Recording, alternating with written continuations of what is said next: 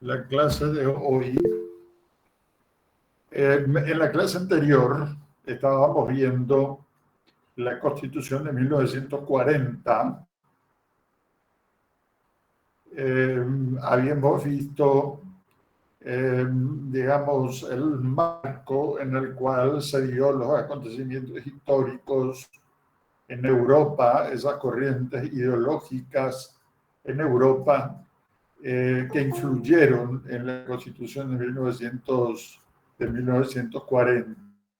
Por un lado, lo que hoy diríamos la derecha, el pensamiento de derecha, la corriente ideológica del fascismo, del nazismo, y por otra parte, por el lado de corrientes ideológicas de izquierda, las ideas socialistas de inspiración marxista, ¿verdad? Por otro lado, ambas corrientes ideológicas influyen en la Constitución de 1940.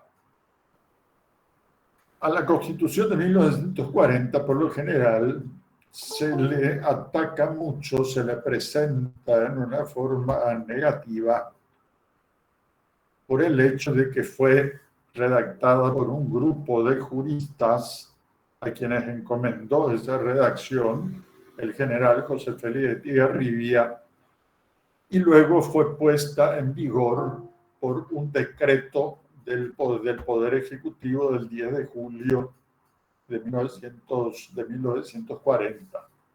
Posteriormente se buscó legitimar esta constitución por medio de un plebiscito, es decir, sometiendo la constitución a la consideración del pueblo en cuanto a si estaba de acuerdo o no con esa constitución.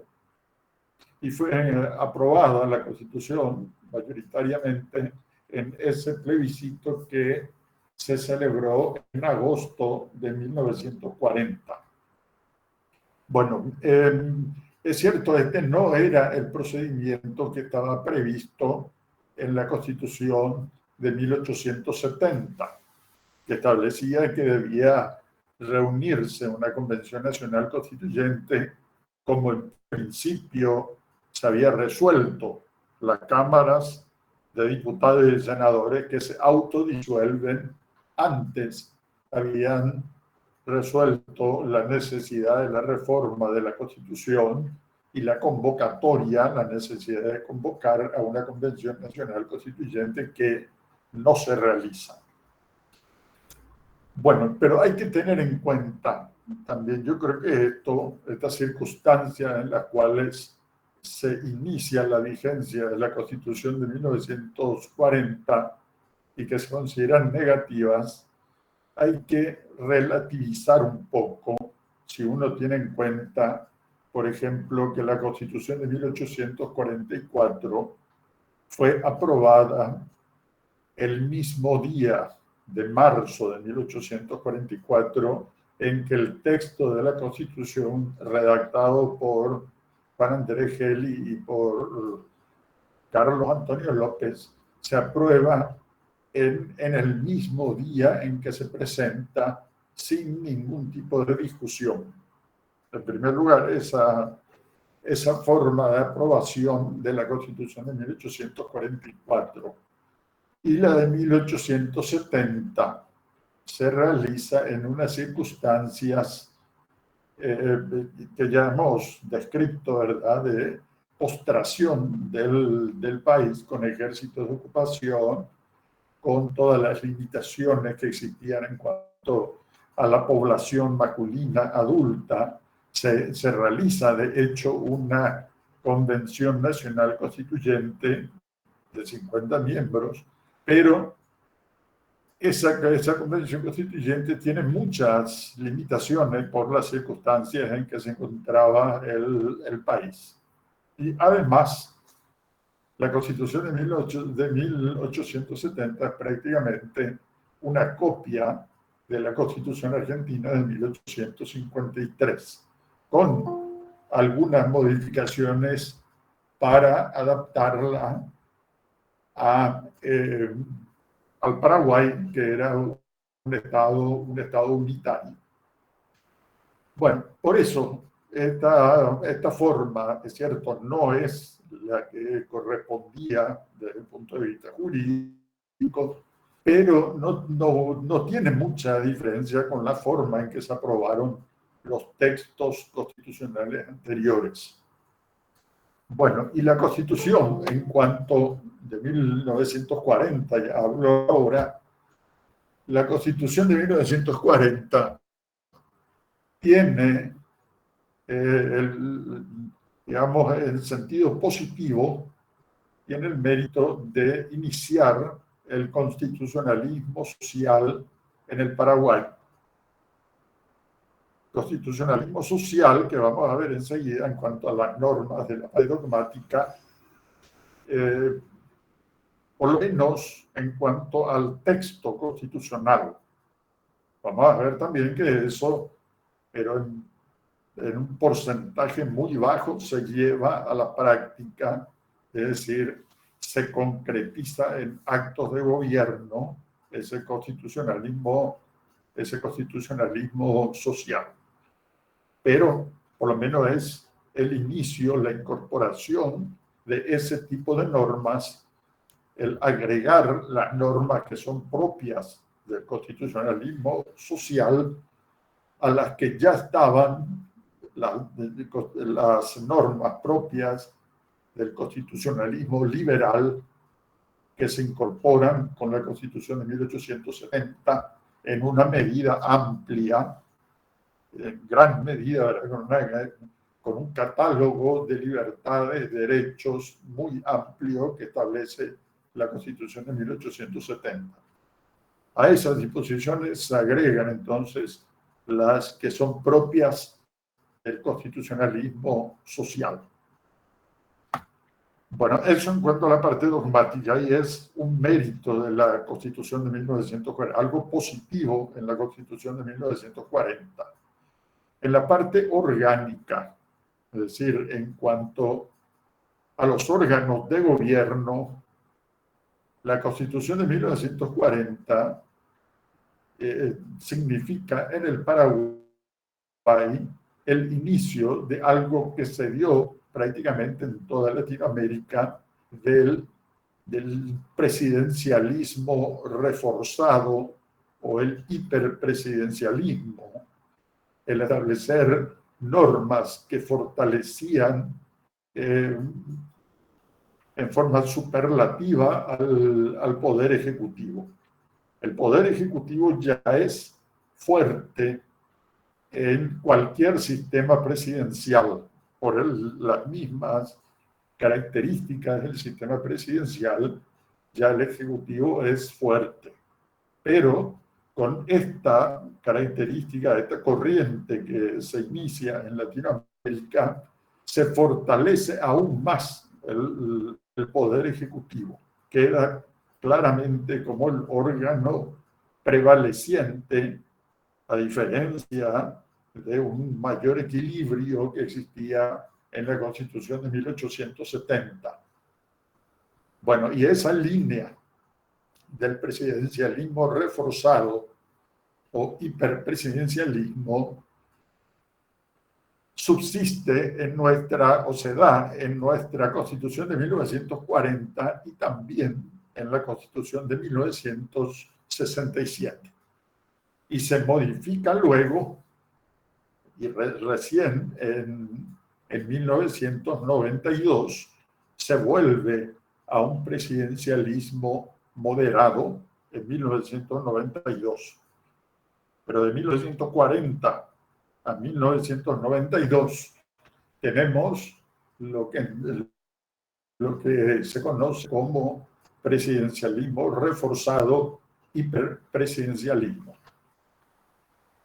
Bueno, con estas características generales voy a compartir algunas cosas referentes a la Constitución de 1940, algo del texto, particularmente lo que nos interesa más, ¿verdad?, por la parte dogmática que estudiamos en este semestre, esa distinción entre normas que son propias del constitucionalismo liberal y las que son propias del constitucionalismo social.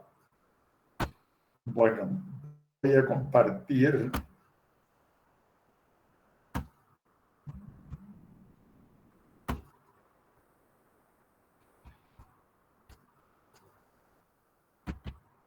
bueno, esto es lo que está en el Classroom. Aquí tienen ustedes el decreto 2242 del 10 de julio, que es el que pone en vigor la Constitución de 1940. Ven ustedes allí yo, José Félix Estigarribia, presidente de la República del Paraguay, decreto y sanciono, artículo primero de esta fecha, entra en vigencia la Constitución, la presente Constitución, en sustitución de la Carta Política de 1870. Y en el artículo segundo se convocaba a plebiscito. Someto la presente Constitución al veredicto del pueblo, a cuyo efecto convoco a todos los ciudadanos a plebiscito que se realizará el 4 de agosto próximo venidero, de acuerdo con las leyes electorales vigentes y a la reglamentación que se dictará oportunamente. El 4 de agosto entonces se celebró el plebiscito en virtud del cual se aprobó la Constitución de 1940. Bueno, vamos a ir a algunos artículos especialmente, es decir, lo que quiero resaltar es la parte de constitucionalismo social. El constitucionalismo liberal incluye la norma que hemos visto, la libertad de tránsito, libertad religiosa, libertad de expresión, libertad de prensa, juicio previo, ley anterior al hecho del proceso, derecho a la defensa en juicio, bueno, inviolabilidad del domicilio, de los papeles privados, etcétera. Todos esos, la facultad también, los derechos políticos, la facultad de ser elector y de ser elegible de acuerdo con los requisitos establecidos en la Constitución. Bueno, todos esos son derechos de carácter individual y político propios del constitucionalismo liberal, son los que son de inspiración, están inspirados en la ideología liberal. Y el papel del Estado en cuanto a estos derechos es el de garantizar que las personas puedan ejercer esos derechos. Son derechos de carácter formal, derechos en que el Estado lo que hace es dar todas las garantías para que las personas puedan ejercer esos derechos. Por ejemplo, libre tránsito. Pero significa que uno puede trasladarse a cualquier lugar del territorio del Estado paraguayo y el Estado tiene que asegurarle esa posibilidad a cualquier persona. O libertad religiosa. También el Estado tiene que garantizar que una persona pueda ser de la religión que prefiera y que pueda practicar ese culto, es decir, asistir a las reuniones de esa religión, a las actividades propias de la misma. Bueno, pero el papel del Estado es simplemente garantizar que los particulares puedan ejercer sus derechos y libertades. Por eso son, como digo, derechos de carácter formal, derechos individuales y políticos, y el papel del Estado está limitado a eso, incluso también en el ámbito de la actividad económica. El Estado tiene que garantizar que las personas, los particulares, puedan realizar sus actividades económicas libremente, sin ningún tipo de interferencia, de impedimento, pero el Estado tiene que limitarse a eso. Solamente, ¿verdad? No, en gran medida. ¿Verdad?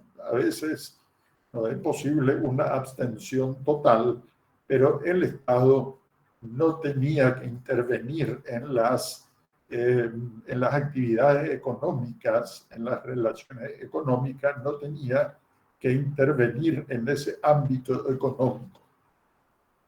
Bueno, aquí tienen ustedes algunas disposiciones, por ejemplo, esta que se refiere a la religión del Estado. La religión católica sigue siendo, con la Constitución de 1940, sigue siendo la religión del Estado. Sigue habiendo entonces esa vinculación del Estado con una iglesia en particular.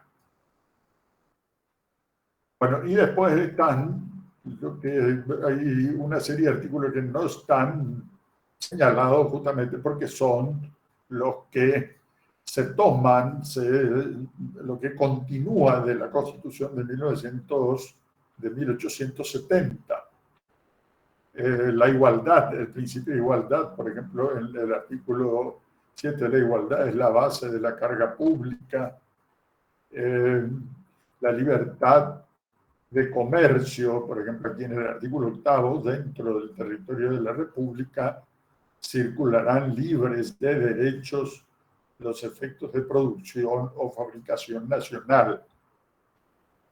Antes, esto fue una conquista en la Revolución Francesa 1789, la clase social que triunfa en la Revolución Francesa, la burguesía, que era una clase rica, comerciante en gran medida, le interesaba no pagar derechos por circular dentro del territorio del Estado. Esto, por ejemplo, es algo que se consagra a partir de la Revolución Francesa, esta libre circulación de los productos en todo el territorio de la República. Bueno,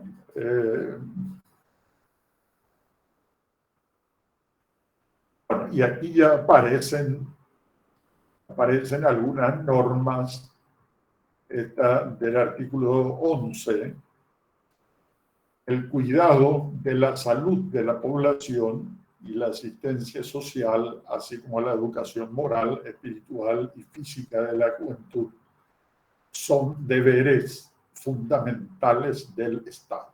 Es decir, ya esta norma es propia del constitucionalismo social.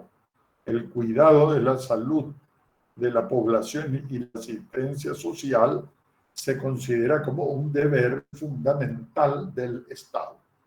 Aquí se trata ya de algo de lo cual la salud pública, algo de lo cual el Estado tiene que ocuparse. Y aquí también, a diferencia de esos derechos individuales y políticos, aquí no basta con una simple con simplemente que el Estado garantice este derecho, sino que el Estado tiene que realizar una prestación, es decir, tiene que realizar algo concreto para que ese derecho a la salud sea efectivo. Eso es lo que diferencia a los derechos propios del constitucionalismo social.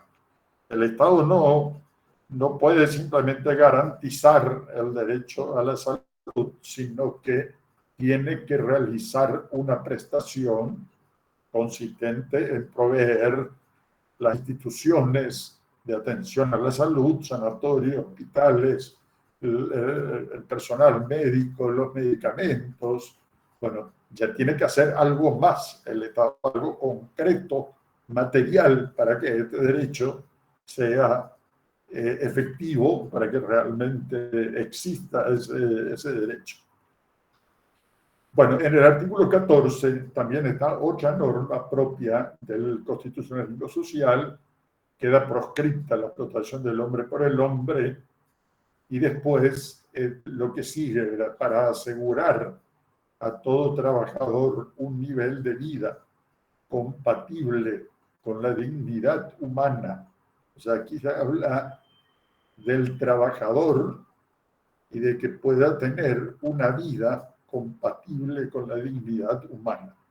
Entonces, el Estado tenía que controlar el régimen de los contratos de trabajo y de los seguros sociales y las condiciones de seguridad e higiene en los establecimientos, en todos los establecimientos, también en establecimientos privados, y aquí se tiene en cuenta la situación concreta de un sector de la población, los trabajadores, para que tengan una existencia compatible con la dignidad humana. Y también esto exige ya de parte del Estado también una prestación, un control de esas condiciones en que se van a dar las relaciones de trabajo. Bueno, y en el artículo 15 está algo que diferencia a lo que es un Estado social de derecho de un Estado liberal de derecho. El Estado regulará la vida económica nacional. Es decir, el liberalismo, desde el punto de vista del liberalismo, el Estado tiene que intervenir lo menos posible en las relaciones económicas. Y aquí se consagra la intervención del Estado en la vida económica nacional. Bueno, y más abajo está una disposición que hasta hoy escandalizaría a muchos, ¿verdad? Esta disposición que dice: el Estado podrá nacionalizar con indemnización los servicios públicos y monopolizar la producción, circulación y venta de artículos de primera necesidad.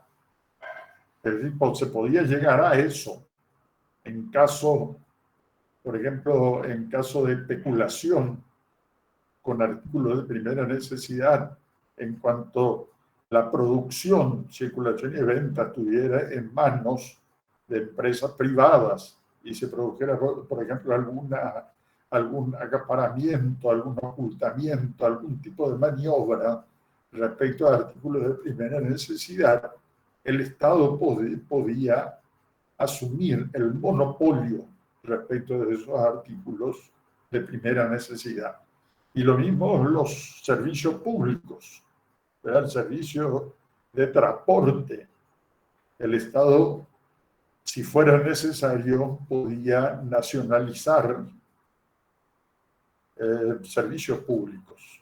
Bueno, estas son, como digo, disposiciones radicalmente diferentes y que no están en la Constitución de 1870, porque la de 1870 es una constitución típicamente liberal. Bueno, una disposición también que limitaba las posibilidades de los funcionarios públicos, la prohibición de huelga y abandono colectivo de cargos. Bueno, y lo referente a la propiedad privada también tiene algunas características. Aquí también se puede ver la impronta del constitucionalismo social. La Constitución garantiza la propiedad privada, pero ya se establece, ¿verdad?, la posibilidad cuyo contenido y límites, se establece ya la posibilidad de que se pueda garantizar, limitar, digo, esa propiedad privada atendiendo a su función social. se reconoce ya la función social de la propiedad privada. Bueno, a continuación está la disposición de que nadie puede ser privado de su propiedad sino en virtud de sentencia judicial. Esa era la garantía de la propiedad privada. Pero se admite la expropiación, que en este caso se dice, ¿verdad?, que puede ser por causa de utilidad social definida por la ley, la que determinará asimismo la forma de indemnización. Se habla de causa de utilidad social. Nosotros vimos en la Constitución de 1870 la expropiación era por causa de utilidad pública, que es lo propio del liberalismo. Expropiación, pero solamente por la causal de utilidad pública. Es decir, de que se necesite esa propiedad inmobiliaria, ese terreno, se necesite esa propiedad, ¿verdad?, se necesite para la construcción de una calle, de una ruta y otras cosas, ¿verdad?, un puerto, alguna cosa, pero utilidad era, la causal única era la utilidad pública. Aquí se señala utilidad social. Verdaderamente, después ya en la Constitución de 1967 van a aparecer separadas dos causales. Por una parte, la utilidad pública y por otra parte, el interés social. Esto de interés social es lo que agrega el constitucionalismo social. Aquí la dominación funde las dos causales en una sola utilidad social, pero realmente son utilidad pública, que era la única que estaba en la Constitución de 1870, y utilidad pública e interés social es la otra, la que agrega el constitucionalismo social. Es decir, la posibilidad de expropiar un inmueble para satisfacer las necesidades de ciertos sectores de la población, para proveer de tierras, por ejemplo, a sectores campesinos. Esas dos causales que aparecen formuladas como utilidad social, comprendiendo ambas, luego ya se desdoblan en la Constitución de 1967 y también así está en la Constitución actual.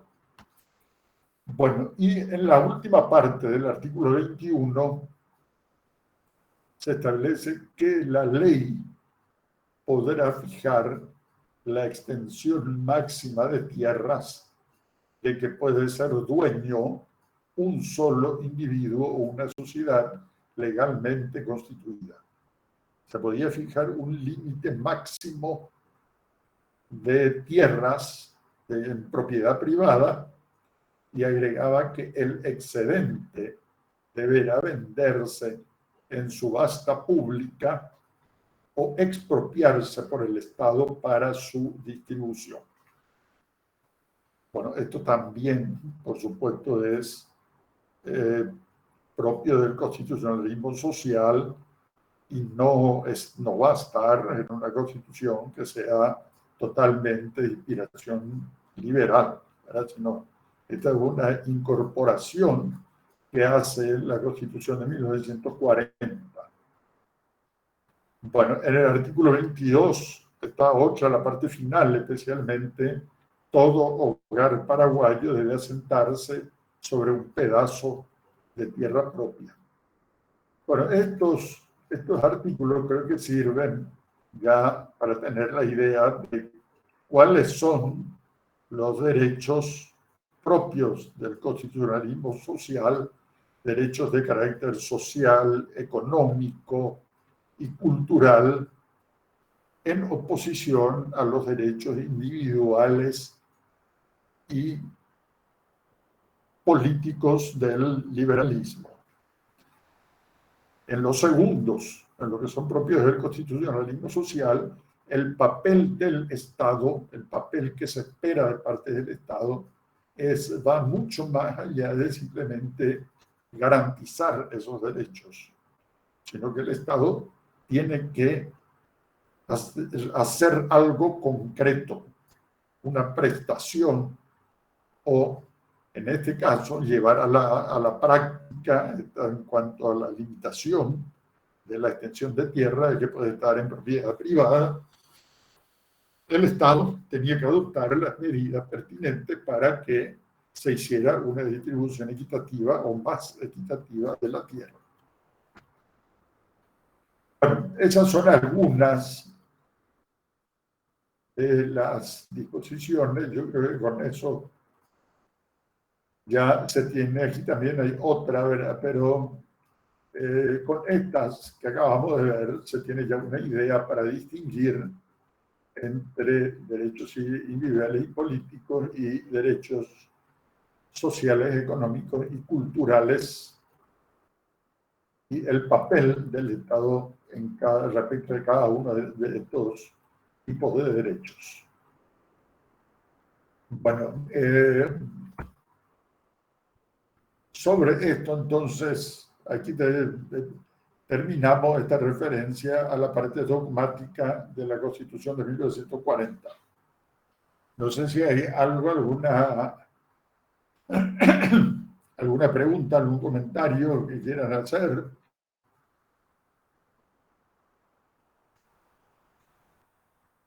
Todas estas disposiciones que eran bastante avanzadas, especialmente respecto a estas disposiciones respecto de la propiedad de la tierra, se pusieron sin mayor dificultad porque en la práctica no se hizo nada o muy poco respecto del cumplimiento efectivo de estas disposiciones. No se llevó, todo esto no se llevó a la práctica en una forma significativa, de una manera importante. No se llevaron a la práctica estas disposiciones, y la alta concentración de la tierra, que ya venía del siglo pasado, de la época posterior a la Guerra de la Triple Alianza, en que se hizo la venta de las tierras públicas, que fue el origen de las grandes propiedades en los países.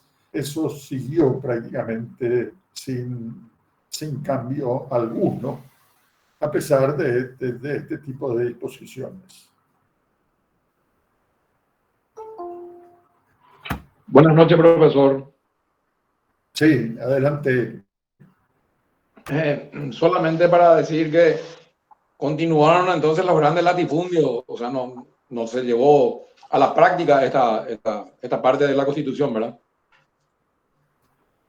Sí, así es. En primer lugar, como dije, ¿verdad? Esos grandes latifundios que se forman después de 1870, en la década de 1880, por la venta el Estado era propietario de la mayor parte de las tierras antes de 1870.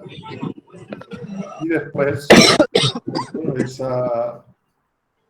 se hizo esa venta como forma de que el Estado obtuviera recursos, y se originaron los grandes latifundios. Eso siguió invariable después de la Constitución de 1940 y sigue hasta hoy realmente. Mario, tu micrófono. No han cambiado mucho. Bueno, si hay alguien más, no sé si González, Mario González quiere hablar, Fabio Riquelme también. Bueno, hasta hoy la concentración de la tierra es altísima en el Paraguay. Está un porcentaje de alrededor del 3% de la población tiene más del 70% de las tierras en propiedad privada. Es decir, hay una altísima concentración de la tierra. Eso sigue a pesar de disposiciones tan avanzadas como esta que está en la Constitución de 1940. Bueno, seguimos ahora con la parte del Poder Ejecutivo. Lo primero que se puede apreciar es que las disposiciones referentes al Poder Ejecutivo son la primera que aparecen. Eso ya indica algo, ¿verdad? Porque por lo general en las constituciones está primero el órgano que es representativo del pueblo, un congreso, o como va a ser aquí una Cámara de Representantes. Bueno, esto de que esté en primer lugar, primero el Poder Ejecutivo y después la Cámara de Representantes ya es indicativo del carácter que van a tener los órganos del gobierno. Bueno, el Poder Ejecutivo sigue siendo un Poder Ejecutivo unipersonal. Un ciudadano con el título de presidente de la República, entonces ejerce el Poder Ejecutivo. Se establecen los requisitos, también ya se establece la edad que correspondía a la época, no es la edad de 30 años que se estableció en 1870, sino en 1940 se exigen 40 años, se mantiene también el requisito de la religión católica y reunir condiciones morales e intelectuales que le hagan digno de ejercer el cargo. Bueno, hoy ya tiene que ser, bueno, está el otro requisito también, verá, ciudadano natural y la edad.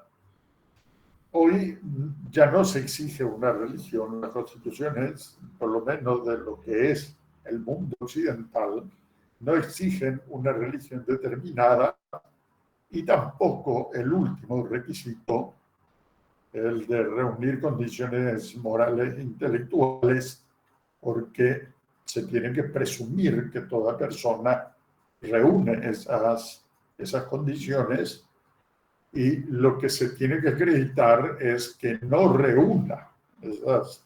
No es, esto es una cuestión de la cuestión de cómo probar eso, cómo acreditar que se reúnen condiciones morales e intelectuales que le hagan digno de ejercer el cargo.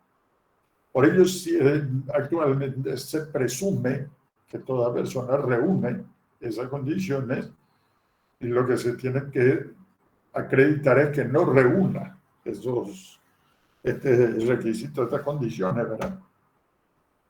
Bueno, el presidente duraba 5 años en sus funciones y podía ser reelecto por un periodo más. Que no se especificaba, ¿verdad? Por tanto, podía ser un periodo más consecutivo o alternativo. También la de 1870 admitía la reelección, pero con un intervalo de 2 periodos. Aquí en la Constitución del 40 se establece la posibilidad de ser reelecto por un periodo más. La Constitución no dice nada, entonces se entiende que puede ser consecutivo o alternativo. El presidente era elegido por elección general directa, se cambiaba ya, no es el sistema de elección indirecta que existía con la Constitución de 1870. Ahí vimos que el elector particular elegía a unos intermediarios, a uno que la Constitución llama electores, y esos electores tenían que reunirse para votar, para elegir al presidente y al vicepresidente. Bueno, aquí ya es votación popular directa. No se establece tampoco ningún porcentaje, lo cual también tiene que se entendía como se tiene que entender, ¿verdad? Que resulta electo el que obtiene mayor cantidad de votos, sin tener en cuenta qué porcentaje de los votos válidos emitidos obtiene el que tiene mayor cantidad de votos y el que gana las elecciones. Bueno,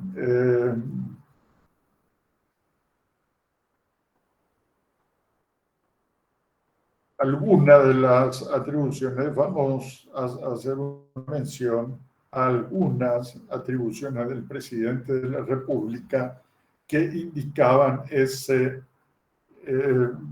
reforzamiento del poder ejecutivo. Eso que les dije era del ejecutivo reforzado, el presidencialismo, el hiperpresidencialismo, algunas de esas facultades que fortalecían aún más el poder ejecutivo dentro de un sistema presidencial.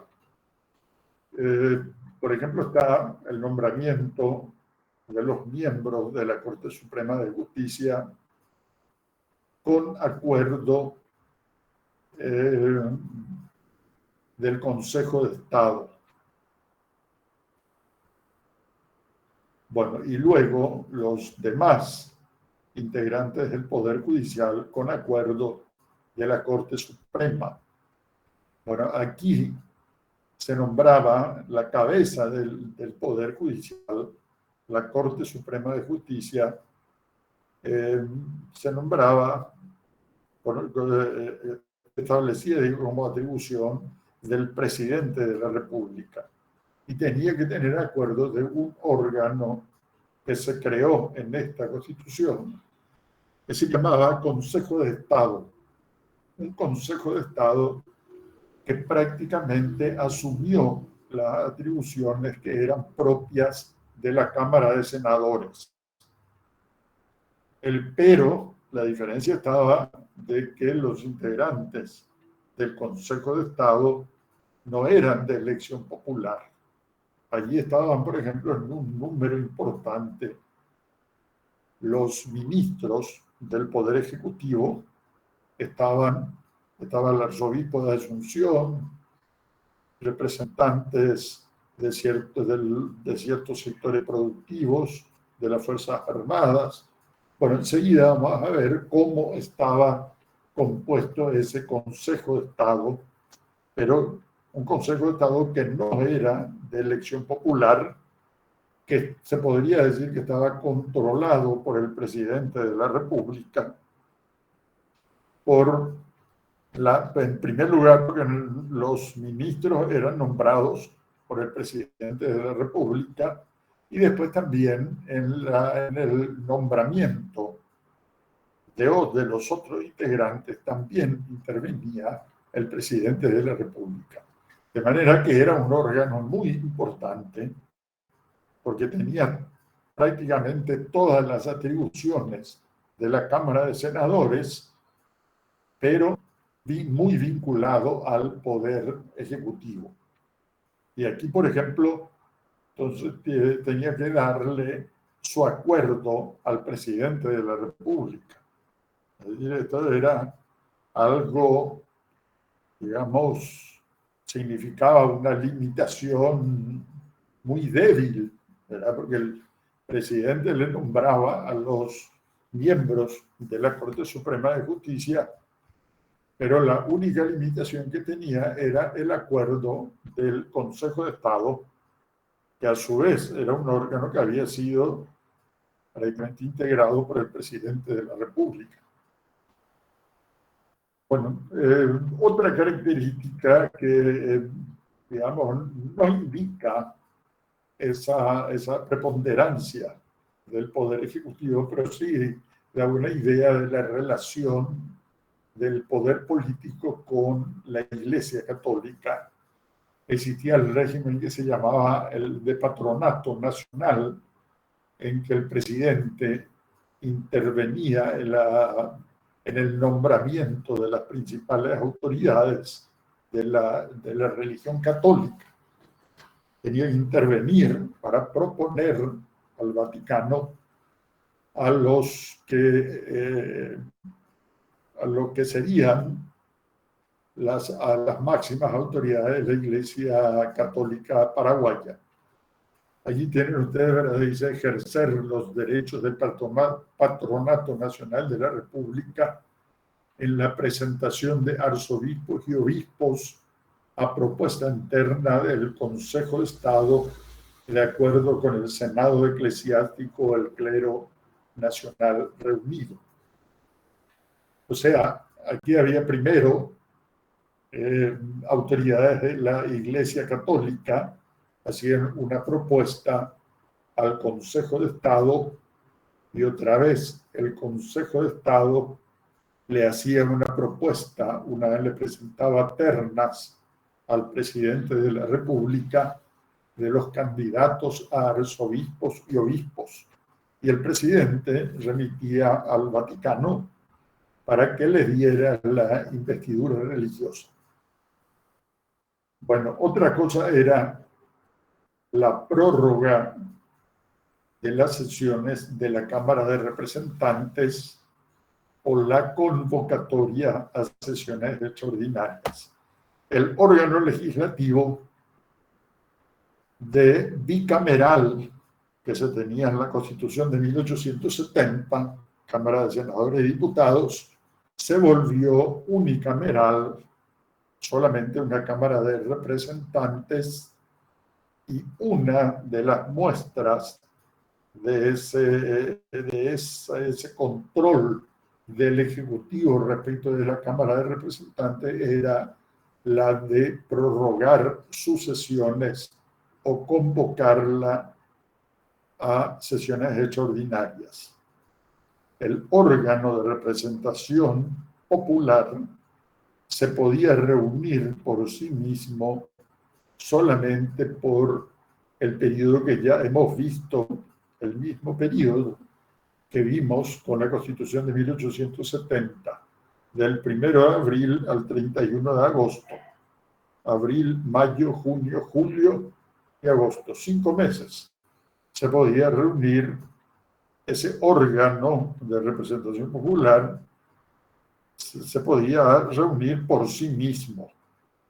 Pero después, fuera de ese lapso de 5 meses, solamente se podía reunir si había una prórroga o una convocatoria a sesiones extraordinarias por el presidente de la República. Bueno, el estado de sitio se establece, continúa la figura del estado de sitio.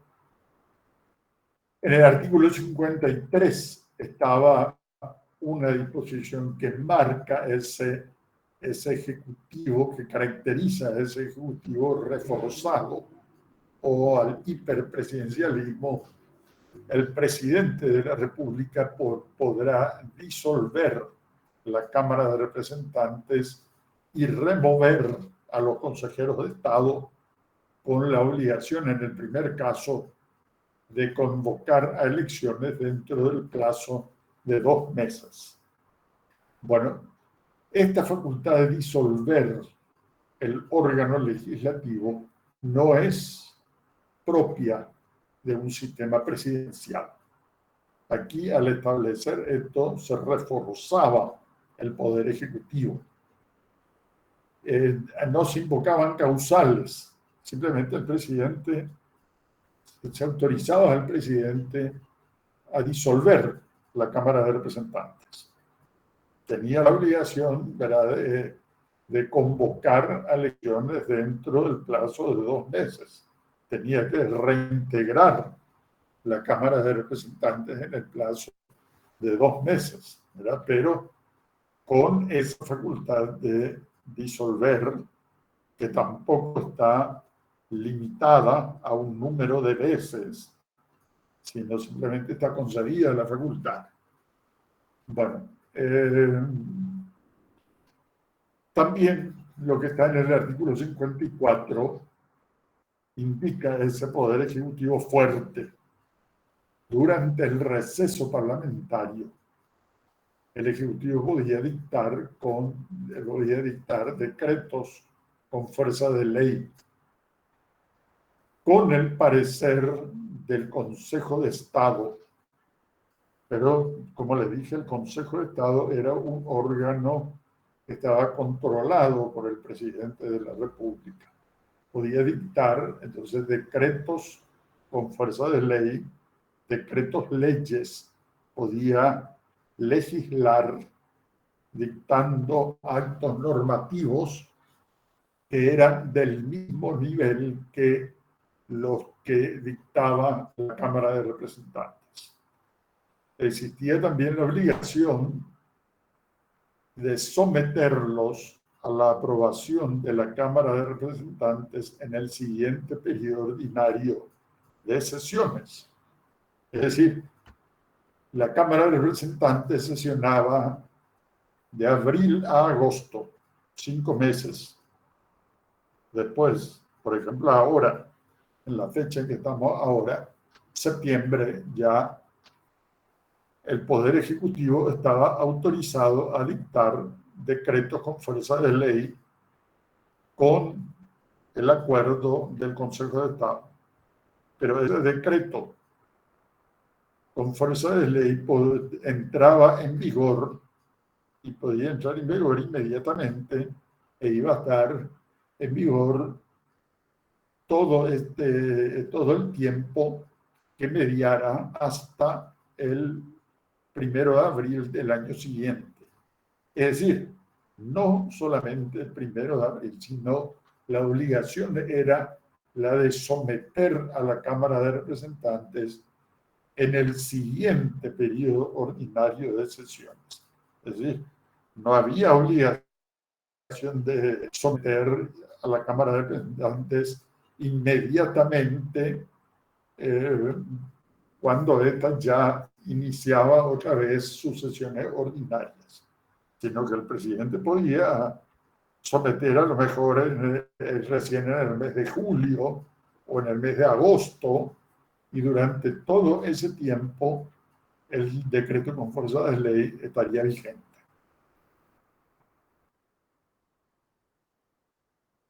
Bueno, había ministros del Poder Ejecutivo.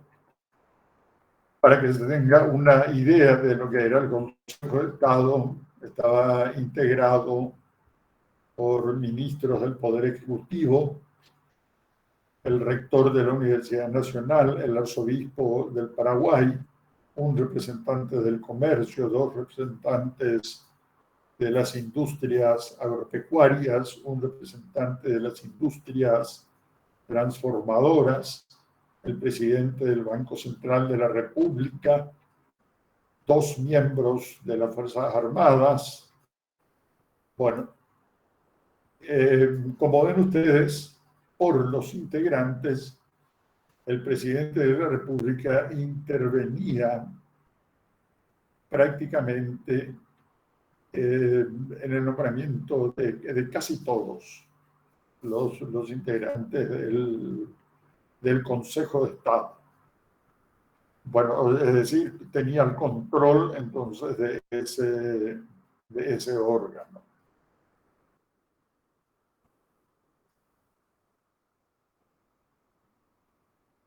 Y se le daba, aquí por ejemplo, esta atribución el Consejo de Estado se constituirá en tribunal a los efectos del juzgamiento de los miembros de la Corte Suprema de Justicia.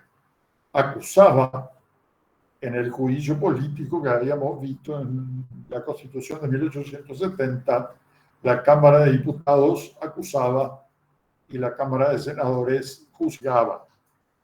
Aquí la Cámara de Representantes es la que acusa y el Consejo de Estado, muy vinculado al Poder Ejecutivo, es el que tiene que encargarse del juzgamiento.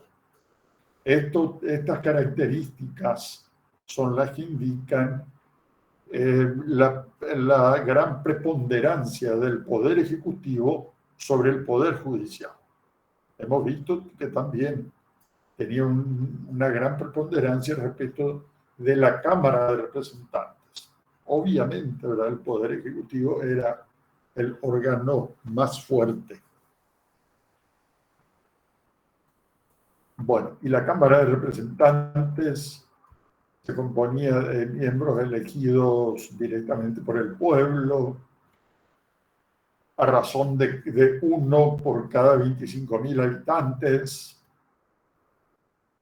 Bueno, estaban los requisitos: 25 años, ciudadano natural, 5 años era el mandato, y se reunían ahí, de acuerdo con el artículo 70, desde el 1 de abril al 31 de agosto.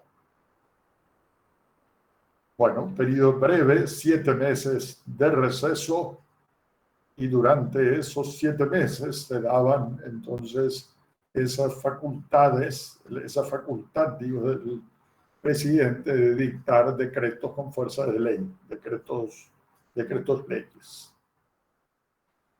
Bueno, estas eran algunas de las características de órgano ejecutivo. Bueno, hay otras más, pero yo creo que con eso por lo menos ya se tiene una idea de cómo eran las cosas, cómo estaba la vinculación entre los distintos poderes, entre Poder Ejecutivo, Cámara de Representantes, Poder Judicial, el predominio del Poder Ejecutivo sobre los otros 2 órganos de gobierno. En cuanto al Poder Judicial, lo que hay que señalar es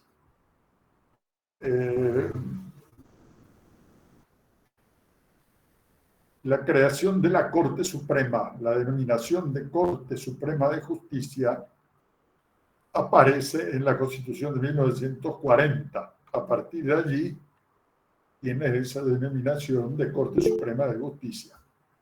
También otra cosa que se establece en la Constitución de 1940 es la exigencia como requisito del título universitario de doctor en Derecho, que hasta hoy subsiste.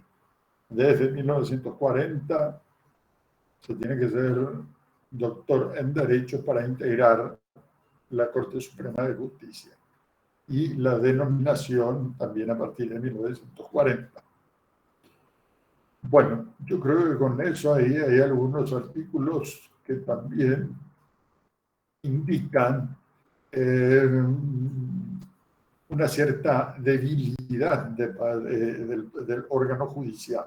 Por ejemplo, hay que remarcar eso, que el juicio político se mantuvo solamente para la Corte Suprema de Justicia. Solamente para la Corte. Se eliminó para, como estaba en la Constitución de 1870, se elimina respecto del Poder Ejecutivo, del presidente, de los ministros, la parte de generales de su ejército y de su armada tampoco, ¿verdad? En el Ejecutivo también, algo que me estaba olvidando es que se suprime la vicepresidencia. No hay de acuerdo con la Constitución de 1940, no hay vicepresidente y tampoco con la Constitución de 1967 tampoco va a haber vicepresidente. Recién vuelve a aparecer la figura del vicepresidente con la Constitución de 1992. Bueno, estas son entonces algunas de las características de la Constitución de 1940. Bueno, ahí tienen ustedes los que firman, junto con el presidente José Félix Echeverría, este texto de la Constitución de 1940.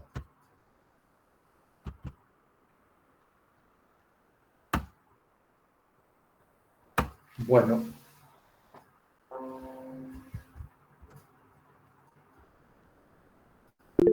Doctor. Sí. Doctor, Carlos Aguilera. Carlos Aguilera, ¿qué habla? Buenas noches, profesor. Quisiera hacer una consulta. Usted dijo que la Cámara de Representantes era elegido por el pueblo, por cada 25.000 habitantes, un representante, ¿verdad? Sí.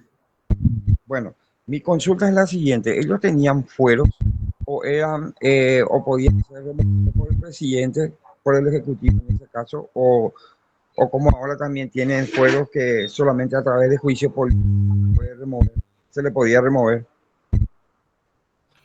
Sí, ya los fueros ya existen desde la Constitución de 1870 y se mantienen en la Constitución de 1940. No hay interrupción en cuanto a eso. La de 1940, 67 y la actual se establecen las inmunidades o fueros. Pero eso significa simplemente que, por lo menos en cuanto a la inmunidad de proceso, es decir, de poder ser sometido a un proceso penal, significa que la Cámara tiene que autorizar ese sometimiento a un proceso penal, tiene que retirarle los fueros, suspenderle los fueros para que uno de sus miembros pueda ser sometido a un proceso penal. No significa impunidad total, ¿verdad? Sino que en cuanto a la inmunidad de proceso, eso significa, ¿verdad?, que un legislador no puede ser llevado a un proceso penal como cualquier otra persona, ¿verdad?, en forma directa, es decir, habiendo una imputación del Ministerio Público, como ocurriría con cualquier persona, sino que primero se tiene que pedir su desafuero, es decir, que la Cámara autorice que se lo someta, que se lo pueda someter a un proceso penal. Pero eso había ya, desde 1870. O sea que ya había la independencia de poderes entonces, desde 1870. No, si me podés repetir porque no entendí bien. Sí, profesor, ya había la independencia de poderes, o sea que ya los tres poderes eran independientes, que no podían ser sometidos por ninguno por el otro. O sea, el Ejecutivo no podía someterle al Ejecutivo ni al Legislativo, y así viceversa. Sí. Nosotros vimos, ¿verdad?, en la Constitución de 1844 ya están divididas las funciones del poder, ¿verdad?, pero en la forma, que podríamos decir así, una forma bastante precaria, digamos, en la Constitución de 1844, con un gran predominio del poder ejecutivo. Pero se hablaba del Congreso, con la gran limitación de que ese Congreso se reunía de 5 en 5 años. es decir, no era un órgano permanente. Y el Poder Judicial estaba también, en cuanto a su nombramiento, dependía del poder ejecutivo. En la de 1870 se establece una división de las funciones del poder entre poder legislativo, ejecutivo y judicial, que es mucho más equilibrada. Y también, verdaderamente, allí ya se puede hablar de una mayor independencia entre los distintos poderes. Por ejemplo, en la Constitución de 1870 existía el juicio político como un mecanismo de control del poder legislativo respecto del poder ejecutivo y del poder judicial también, ¿verdad? Pero principalmente lo que interesa es el poder ejecutivo. Podían ser sometidos al juicio político el presidente, el vicepresidente, los ministros del poder ejecutivo, los miembros del Superior Tribunal de Justicia. Había ya separación, y una separación con un equilibrio, con un cierto equilibrio entre los distintos órganos de gobierno y también mecanismos de control. En la Constitución de 1940 se podría decir que el equilibrio se rompe a favor del poder ejecutivo. Como vimos aquí a partir de 1940, el ejecutivo es el que predomina, porque, por ejemplo, respecto de la Cámara de Representantes, puede disolver la Cámara de Representantes. El periodo de sesiones es solamente de 5 meses. En los 7 meses restantes del año, el presidente podía dictar decretos leyes. La Cámara de Representantes no podía reunirse por sí misma, sino que tenía que ser convocada por el Ejecutivo. Todo eso indica entonces ese predominio del Ejecutivo sobre la Cámara de Representantes y también sobre el Poder Judicial. Existía una división de poderes, de las funciones del poder, pero con un desequilibrio a favor del Poder Ejecutivo, un predominio del Poder Ejecutivo sobre los otros órganos de gobierno. Bueno, no sé si alguna cosa más. No sé si Eduvigi no la quería hablar.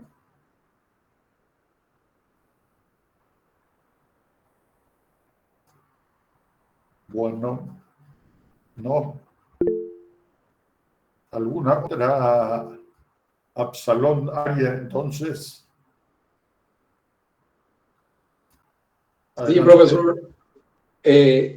No es una consulta sobre la Constitución de 1940, pero aprovechando que usted es nuestro profesor en esta cátedra y que usted es una eminencia en el tema, quería consultarle algo sobre un tema que me llamó, o sea, que podría ocurrir. Le quiero hacer su consulta.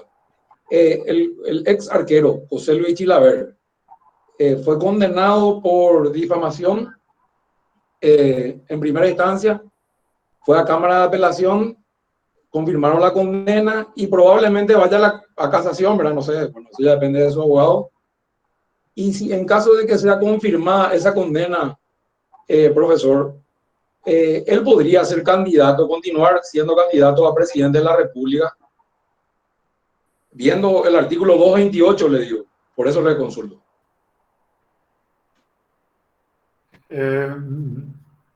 Los hechos, o sea, delitos, creo que calumnia y difamación, ¿verdad? Sí, le condenaron a 1 año. Bueno. Con suspensión a la condena, ¿verdad? Sí, pero Si es hasta 2 años, entonces es sustituible por multa. Los requisitos para ser presidente de la República son nacionalidad paraguaya natural, 35 años, y estar en pleno goce de los derechos civiles y políticos. O sea, lo que se tiene que analizar en ese caso es si se van a mantener esos 3 requisitos, o sea, principalmente que esté en pleno goce de sus derechos civiles y políticos. Y en este caso no va a haber privación de libertad, ¿no? Por el hecho punible de que se trata, no va a haber privación de libertad, por lo cual no se va a dar un inconveniente para que pueda continuar como candidato a presidente, ¿verdad? No se va a dar algo concreto, así que impida y principalmente que afecte ese tercer requisito de estar en pleno goce de sus derechos civiles y políticos. Por ejemplo, los derechos políticos, hay una suspensión de la ciudadanía cuando se trata de una persona que está cumpliendo una pena privativa de libertad. Por ejemplo, allí, es decir, si a una persona se le condenara y ya hubiera condena firme a una pena privativa de libertad, entonces tiene suspendidos sus derechos políticos. Y uno de los, tiene suspendida la ciudadanía, lo cual significa que tiene suspendidos los derechos políticos, y uno de ellos es el de ser candidato, el derecho de sufragio pasivo, ¿verdad? Ser candidato. Pero en este caso no se va a dar por el hecho punible de que se trata.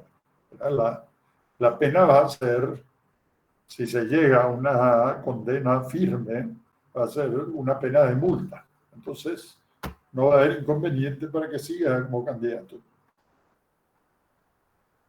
Correctísimo, doctor. Muchísimas gracias por su explicación. Bueno, no sé si hay algo más. Bueno, o por lo menos, dada la hora, vamos a empezar algo, es decir, lo que sigue. Vamos a ver.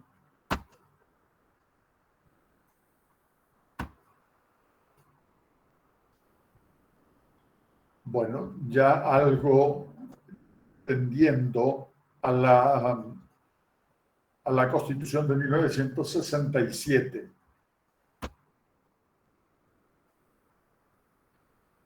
Bueno, ahí tienen ustedes un cuadro referente a la dictadura, pero lo que vemos aquí es un periodo importante de vigencia también de la Constitución de 1940. Ya dijimos eso, ¿verdad? Que el general Higinio Morínigo fue uno de los que gobernó un cierto número de años bajo la vigencia de la Constitución de 1940.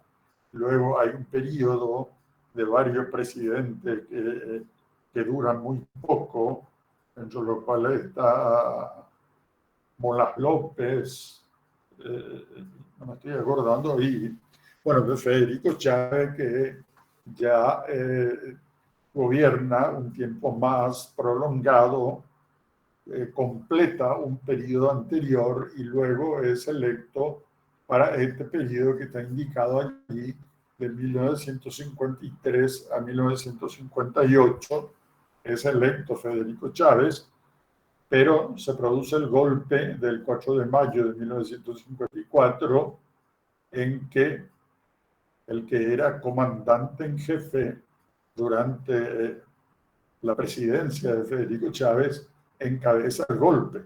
Es decir, el que fue nombrado comandante en jefe da el golpe de Estado contra el presidente, no asume inmediatamente la presidencia, sino que asume después de las elecciones que se celebran en 1954 con candidato único.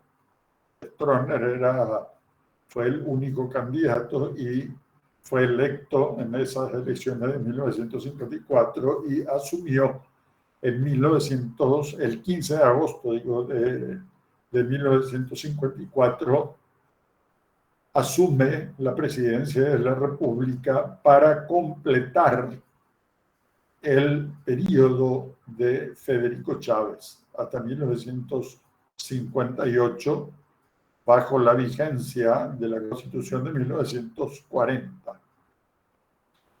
Bueno, aquí completa, por eso está señalado esta parte, o señalada esta parte de esta forma. En 1958, Stroessner, también como candidato único, es electo por otro periodo de 1958 a 1963. También durante la vigencia de la Constitución de 1940. Bueno, pero al completar este periodo se iba a plantear el problema de si podía o no ser reelecto por otro periodo más. Ya sería el segundo de Stroessner y se presentaría ese problema porque la Constitución de 1940 establecía que podía ser reelecto por un periodo más, que en este caso había sido consecutivo.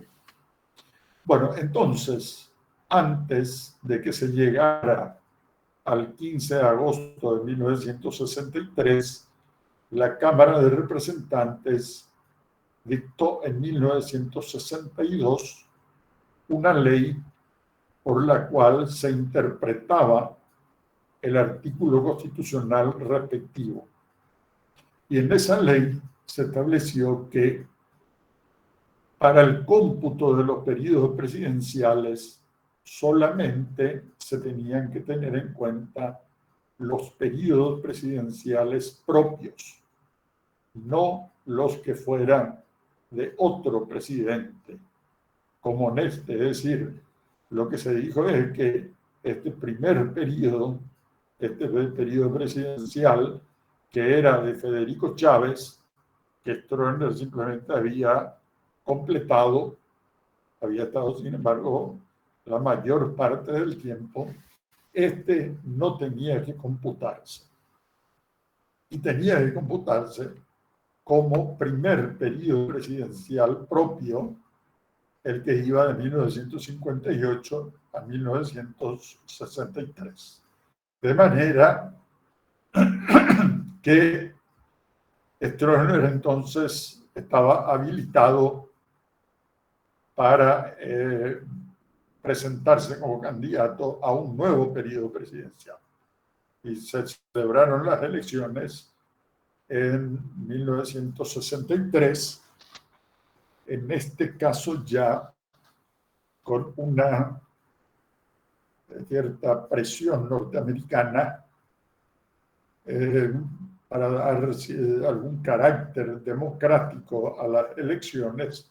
Se exigió que hubiera otro candidato y se presentó un candidato del Partido Liberal, de un sector del Partido Liberal que aceptó entrar en tratativa con la dictadura. Y se presentó un candidato del Partido Liberal en 1963. Stroessner, por supuesto, fue reelecto por otro periodo de 1963 a 1968. Bueno, para dar visos de democracia, Entonces hubo otro candidato, pero hasta tal punto era ese entendimiento con el candidato de un sector del Partido Liberal, que luego ese candidato fue nombrado embajador en Londres, es decir, como retribución a la gentileza que tuvo de presentarse como candidato. Bueno, en 1968 ya no iba a haber excusa, ¿verdad?, en cuanto a los periodos que permitía la Constitución de 1940. Ahí ya iba a ser el segundo periodo propio de Stroessner, y entonces ya no podría seguir por otro periodo más.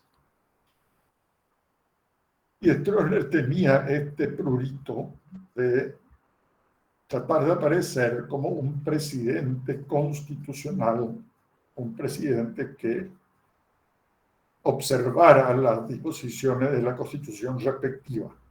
Por eso hizo le pidió a la Cámara de Representantes que haga esa interpretación, y después aquí, cuando ya era su segundo periodo propio, se convocó a una convención nacional constituyente. Uno de los motivos, posiblemente el principal, era esa imposibilidad de que se pudiera dar una nueva reelección sin que se apartara de lo dispuesto por la Constitución del 40. La única forma era dictar una nueva Constitución. Y bueno, entonces se reunió una Convención Nacional Constituyente en 1967. El sistema de representación en ese momento era el de 2/3 para el partido mayoritario y 1/3 para los partidos minoritarios. El Partido Colorado fue el mayoritario y tuvo 80 bancas, se fueron 120 convencionales en total. Al Partido Colorado le correspondieron 2/3, 80, y 1/3 se dividió entre los partidos de oposición. Bueno, y se redactó la Constitución de 1967. Bueno, ¿qué posibilitó entonces otra vez? En la Constitución del 67 se estableció claramente que el cómputo de los periodos presidenciales comenzaba otra vez de cero. Se iniciaba otra vez el cómputo. Lo que se sostuvo es que se trataba de una nueva constitución, y entonces el cómputo de los periodos presidenciales tenía que comenzar otra vez de cero. En la Constitución se estableció de nuevo que el presidente podía ser reelecto por un periodo más consecutivo alternativo. Se mantuvo esa disposición. Stroessner fue electo por el periodo de 1968 a 1973. Fue reelecto y luego por otro periodo más, o segundo, con la Constitución de 1977. Ese periodo ya iba a ir de 1973 a 1978. Bueno, y ahí otra vez se agotaban las posibilidades que establecía la Constitución de 1977. Entonces se hizo una reforma de la Constitución de 1977. Se modificó un solo artículo, el artículo referente a la reelección presidencial. Aquí la oposición por lo menos tuvo una actitud inteligente y no participó de la Convención Nacional Constituyente que se reunió en 1977. También otra vez 120 convencionales, todos los convencionales fueron del Partido Colorado, porque no se presentó ningún partido opositor. Todo esto se armó solamente para modificar un artículo. Originariamente el artículo decía: el presidente de la República durará 5 años de funciones y podrá ser reelecto por un periodo más consecutivo alternativo. Todo esto se hizo, la elección, la reunión, para modificar de tal forma que el artículo dijera y podrá ser reelecto, hasta ahí nomás, y podrá ser reelecto, ya sin establecer límites en cuanto a las posibilidades de reelección. Ya se estableció la posibilidad de reelección indefinida.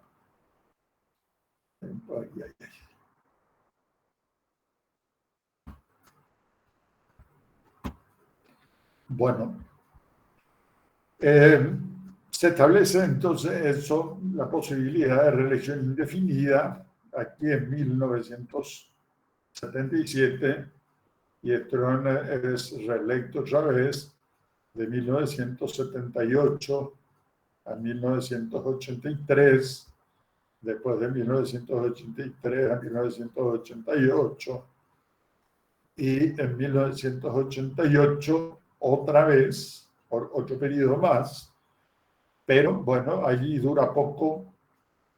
El último periodo, 15 de agosto de 1988, asume y es derrocado al año siguiente, a inicios de febrero, es derrocado por el golpe del 2 y 3 de febrero de 1989.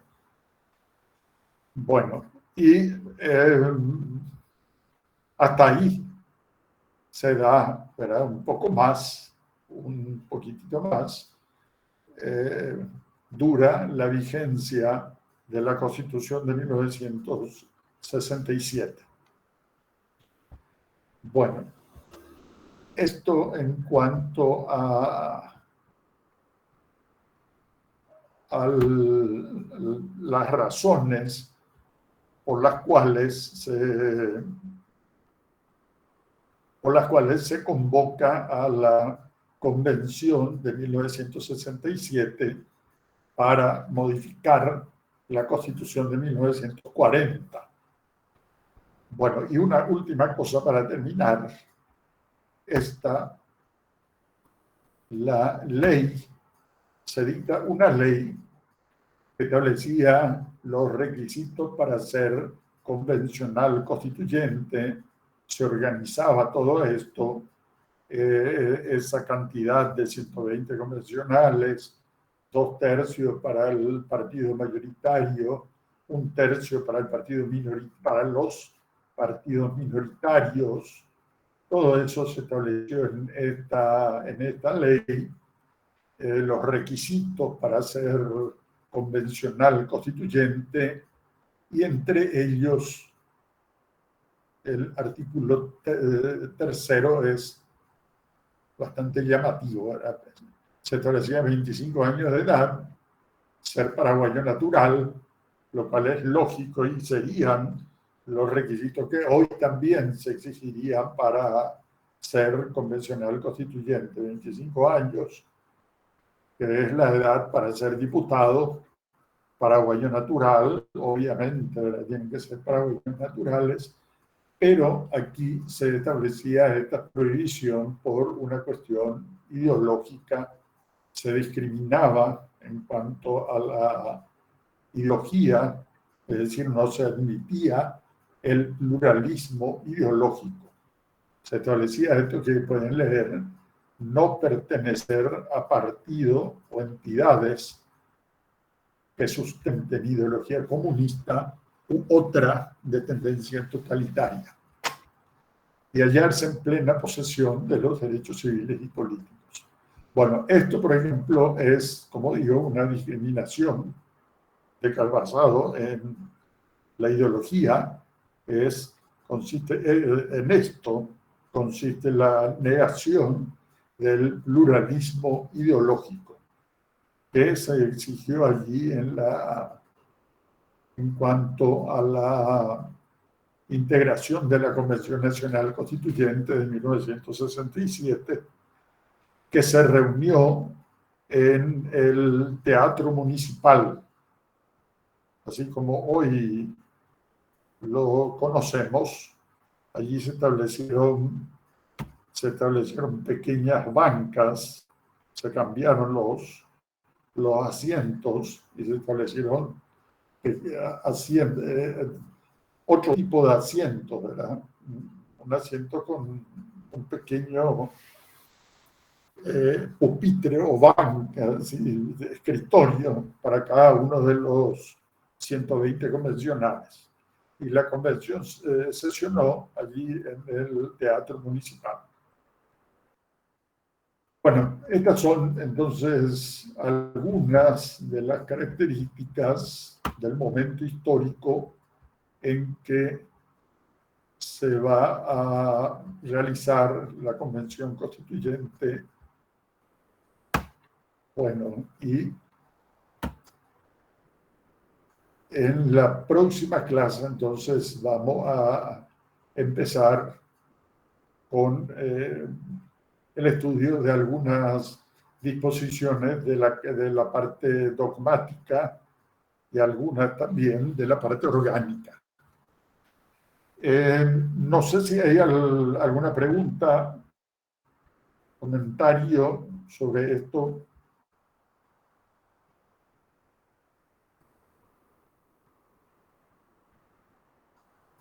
Entonces, básicamente, perdón, profesor, entonces básicamente la Constitución del 67 fue a medida o a pedido de Stroessner.